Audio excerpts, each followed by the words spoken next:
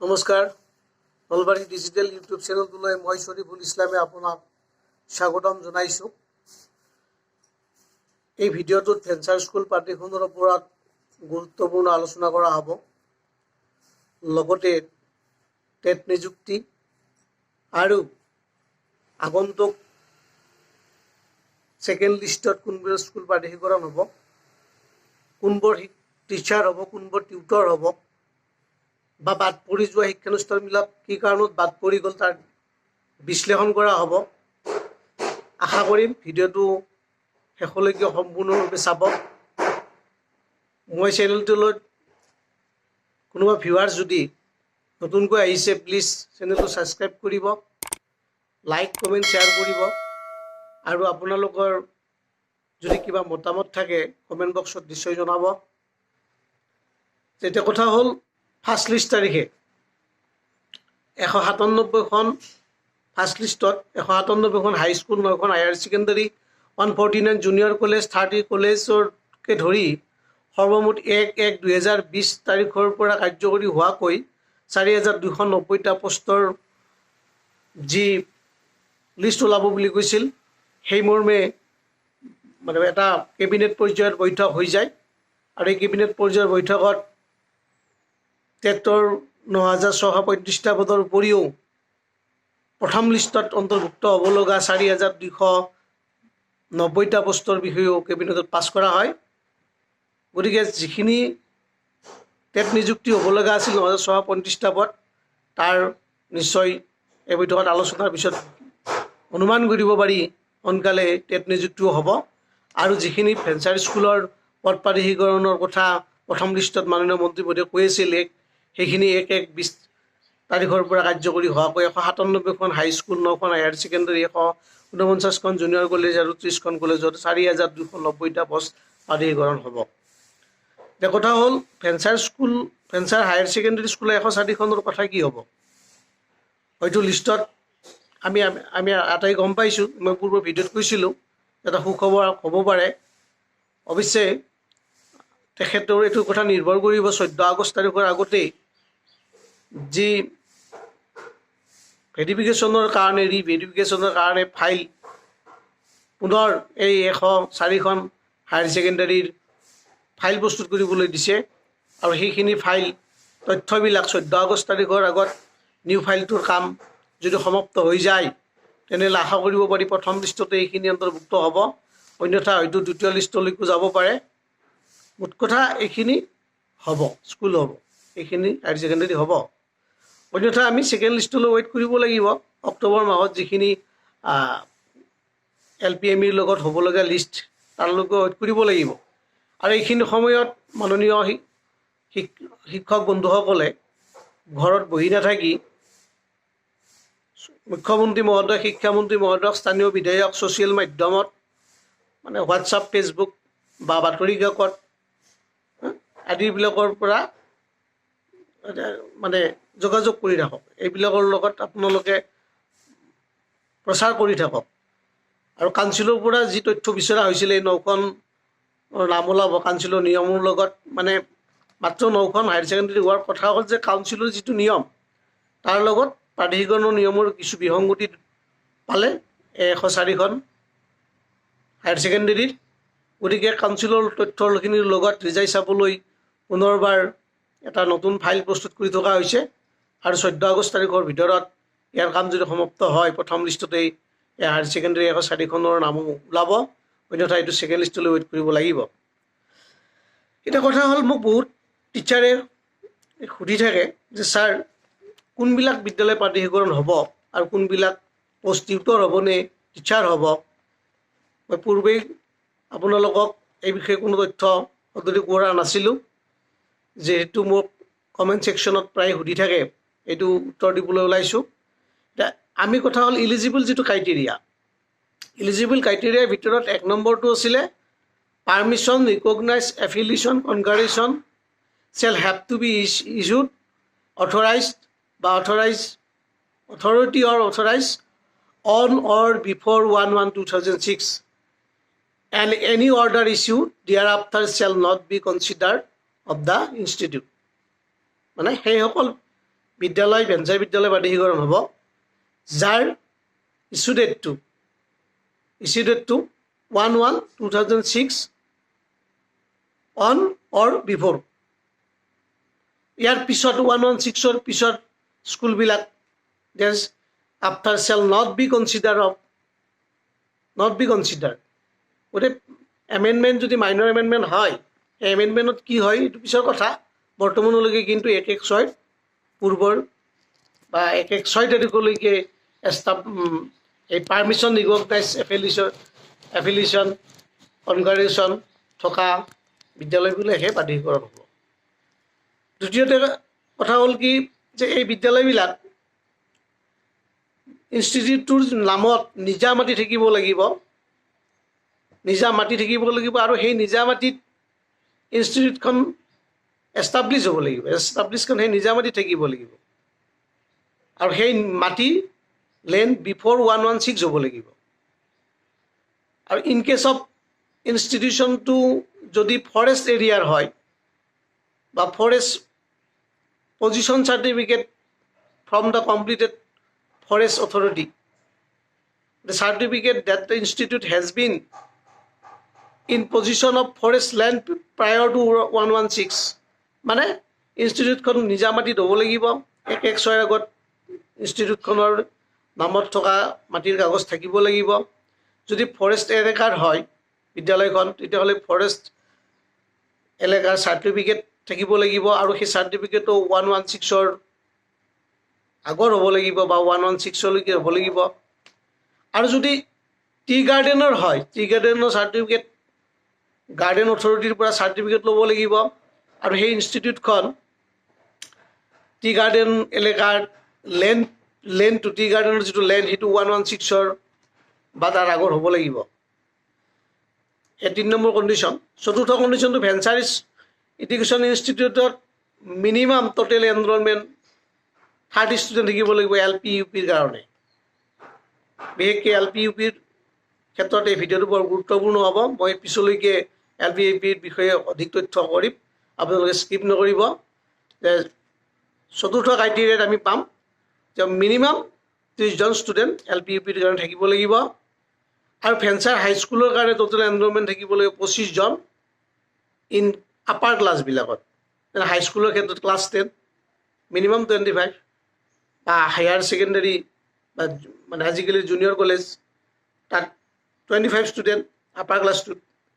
আৰু ফাইনেল যিটো ফাইনেল ইয়াৰ student, final ইয়াৰ মানে 12, আজিকালি 12, এই ফাইনেল ইয়াৰটোত 25 জন ছাত্ৰ ছাত্ৰীয়ে থাকিব লাগিব ফাইনেল ইয়াৰত। If is the degree college, আৰু যদি এইটো ডিগ্ৰী কলেজ হয় 30 ষ্টুডেণ্ট ইন ফাইনেল ইয়াৰ হ'ব লাগিব। 3 ইয়াৰ ডিগ্ৰী কৰ্চৰ কাৰণে ফাইনেল ইয়াৰত 3 ইয়াৰ ডিগ্ৰী কৰ্চৰ 30 জন ষ্টুডেণ্ট থাকিব লাগিব ডিগ্ৰী কলেজৰ ক্ষেত্ৰত। ফাইনেল ইয়াৰত, হায়াৰ ছেকেণ্ডেৰী ফাইনেল ইয়াৰত 12ত, আৰু হাইস্কুলৰ ক্ষেত্ৰত ক্লাছ 10ত মিনিমাম 25 জন, হায়াৰ ছেকেণ্ডেৰীত 25, এণ্ড ডিগ্ৰী কলেজত 30 ষ্টুডেণ্ট।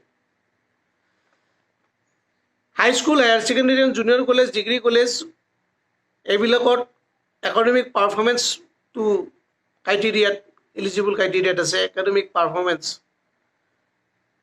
মানে which would mean that at last 30% of the candidates appearing for the final examination continuous last 3 years, 30% candidate appear হ'ব লাগিব, আৰু তাৰ ৰিজাল্টটো 30% থাকিব লাগিব মিনিমাম। ইলেক্ট্ৰিক ছাবজেক্টৰ ক্ষেত্ৰত দেখা গৈছিল যে যিবিলাক আমাক কৈ থাকে ছাৰ হিন্দীত পোষ্টটো হ'বনে, মাদ্ৰাছাৰ অমুক পোষ্টটো হ'বনে, জুনিয়ৰ কলেজৰ অমুক পোষ্টটো হ'বনে, মিউজিক টিচাৰ হ'বনে, ক্ৰাফ্ট টিচাৰ হ'বনে, সংস্কৃত টিচাৰ হ'বনে, ডেন্স টিচাৰ, মিউজিক টিচাৰ, বিভিন্নজনে প্ৰশ্ন কৰি থাকে। এটা এক্টত কৈছে যে minimum last 3 years candidate HSLC APR হোৱাত 10 ষ্টুডেণ্টকে থাকিব লাগিব, আৰু কণ্টিনিউৱাছলি 3 years থাকিব লাগিব মিনিমাম। যদি এটা বছৰটো কম থাকে, এটা বছৰত যেনিবা 15 জন আছিলে, দ্বিতীয় বছৰত 10 জন আছিলে, তৃতীয় বছৰত 3 জন আছে, নহ'ব। প্ৰতিটো ইয়াৰ 10 জনকৈ থাকিব লাগিব। গড় 30%, গড় 10জন ষ্টুডেণ্ট থাকিলে নহ'ব।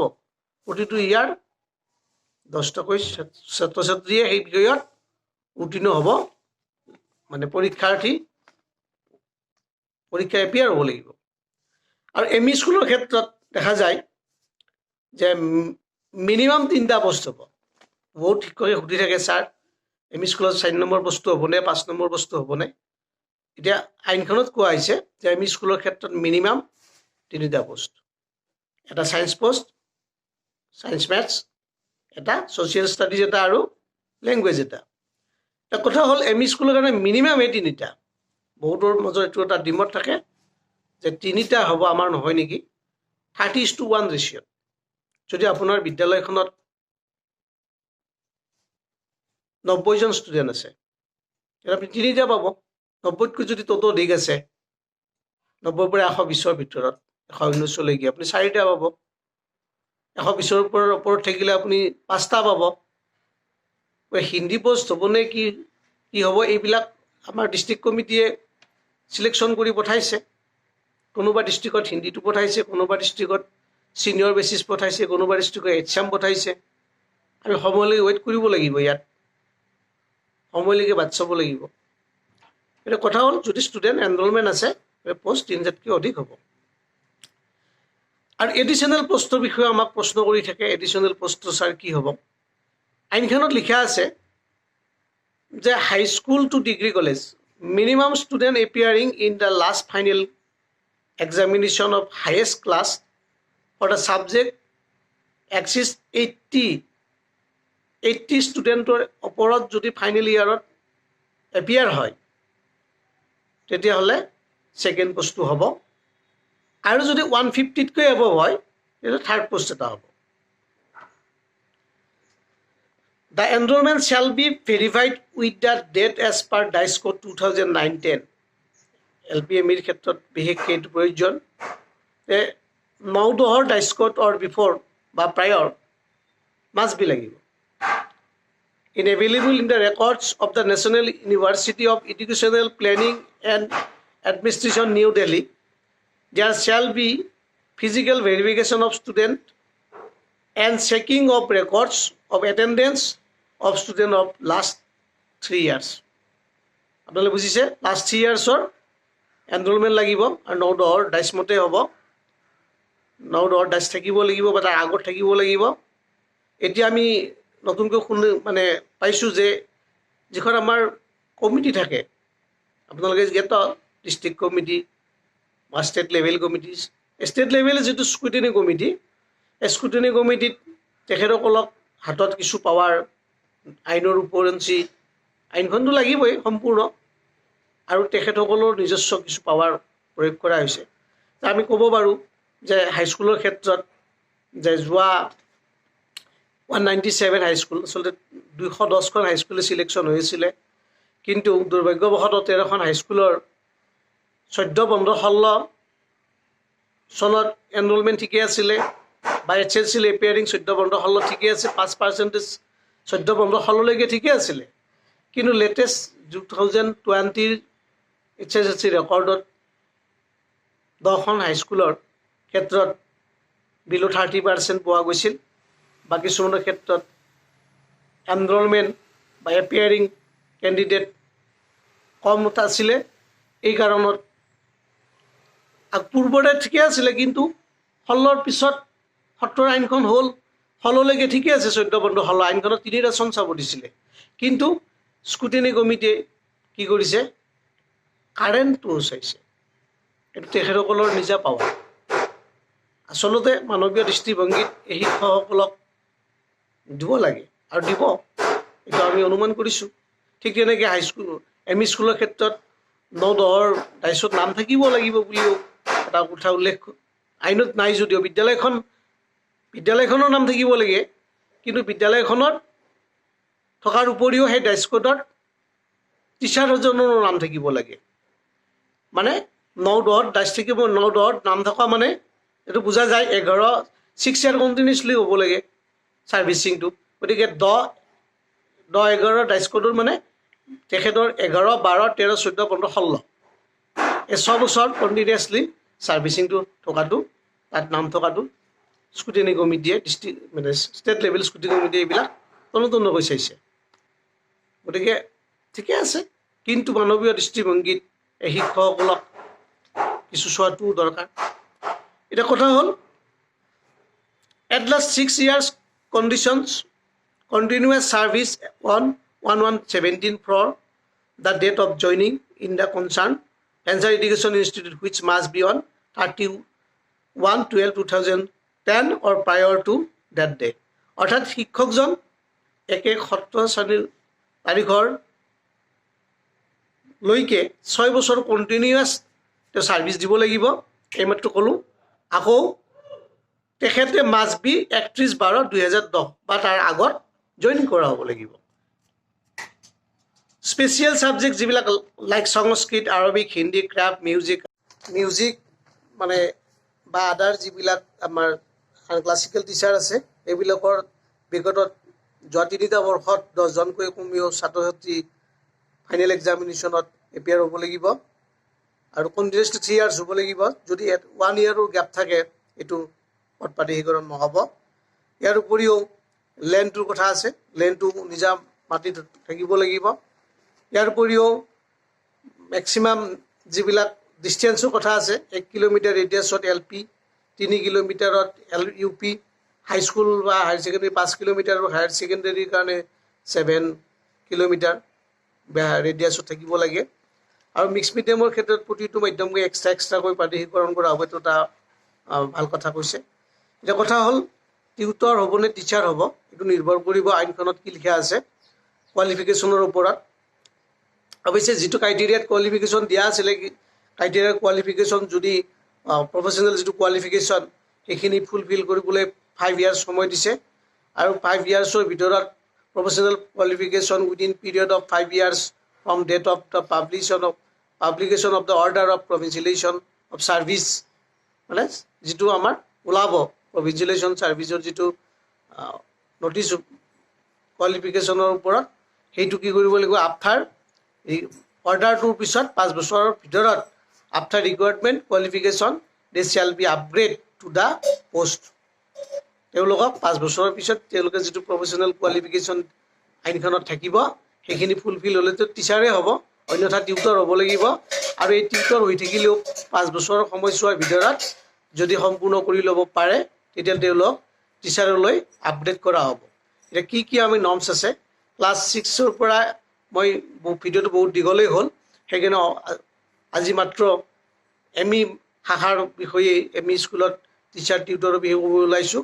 আপোনালোকে যদি পিছত চেলাৰী কিমান হ'ব বা আকৌ কোনবিলাক স্কুলত কিমান, হাইস্কুলত কি ডিগ্ৰী লাগে, হায়াৰ ছেকেণ্ডেৰীত কি লাগে, ডিগ্ৰী কলেজত কি লাগে টিচাৰ টিউটৰ হ'বলৈ, এইবিলাক যদি লাগে আপোনালোক নেক্সট ভিডিঅ'ত মই কমেণ্ট কৰিব, নিশ্চয় নেক্সট ভিডিঅ'ত এইবিলাক দিম।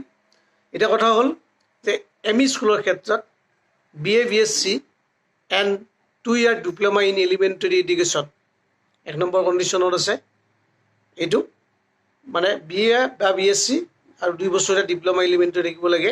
অন্যথা BA BSc without at least 50% mark and 1 year bachelor থাকিলেই 50% লাগিব। আৰু প্ৰথম যিটো চৰ্ত আছিলে BA BSc থাকিলে 50% কোনো প্ৰয়োজন নাই, কিন্তু যদি অকল উচ্চতৰ মাধ্যমিক পাছ হয় হায়াৰ ছেকেণ্ডাৰী তেতিয়া 50% লাগিব লগত DLED।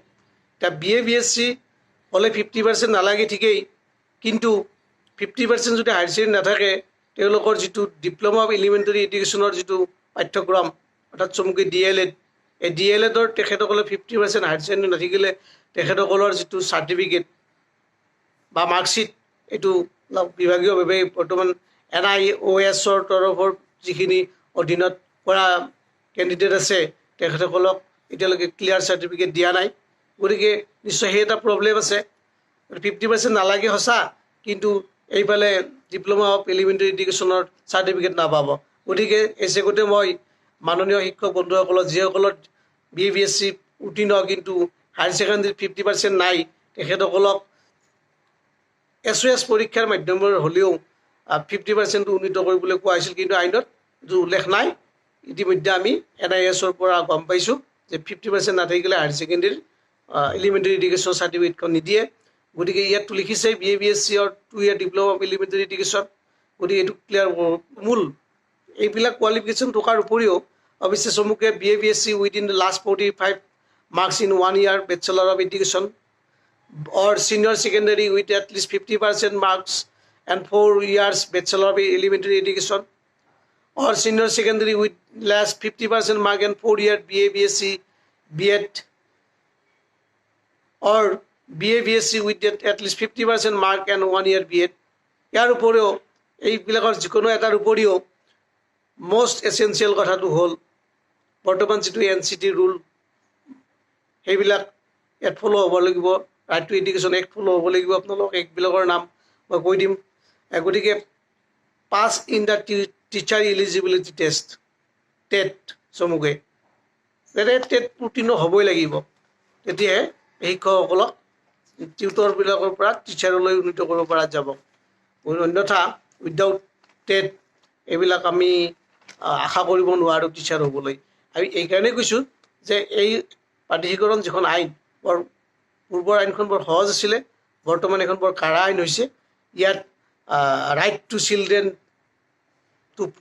Two force of complete education চমুকে মানে 2009 যিটো act right to children force of compulsory education, the national council এইটো 35 of 2009 consult act number, the national council for teacher education Act 1993 and its regulation force at the time of provincialization of service, Central Act number 73 of 1987, the Assam Secondary Education Provisional Service Rules 2003 and Amendment 2012, the University Grants Commission Act 1956, Central Act number 3 of 1956, এইবিলাক আইন সাঙুৰি পেলাই এখন আইন তৈয়াৰ কৰা হোৱা বাবে বহুত শিক্ষক বন্ধু এসময়ত বিমূৰত পৰিছে।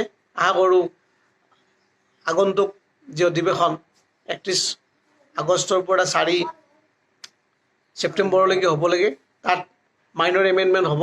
এই মাইনৰ এমেণ্ডমেণ্টৰ জৰিয়তে সৰ্বোচ্চ ভেঞ্চাৰ স্কুলৰ পদ প্ৰাধিকৰণ কৰিবলৈ ভিডিঅ'ত আহ্বান জনাইছোঁ। ভিডিঅ'টো যদি ভাল পালে লাইক কমেণ্ট শ্বেয়াৰ কৰিব। নমস্কাৰ।